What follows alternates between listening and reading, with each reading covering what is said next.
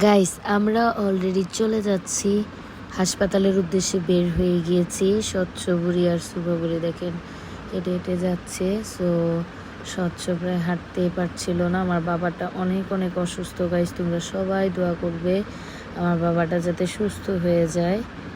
তো এই যে ওর অবস্থা দেখেন, খুবই দুর্বল হয়ে গিয়েছিল। সো আমরা সিএনজি এসে দাঁড়িয়ে আছে। এটা সন্ধ্যার সময়টা। ওরা উঠে গিয়েছে, এখন আমি উঠবো আর কি। তো সিএনজিতে অলরেডি আমরা উঠে গিয়েছি, তারপর রওনা দিয়ে দিয়েছি। এই যে সুন্দর করে দুজন একসাথে বসেছে। আমি এই যে ওদের এক সাইডে বসিয়ে দিয়ে আমি ডান পাশে বসেছি আর কি।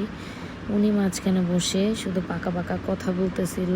গাইস, হাসপাতালে যাওয়ার পর কি কি করলাম সেটা দেখতে হলে অবশ্যই আমার নেক্সট ভিডিওতে থাকতে হবে এবং দেখতে হবে।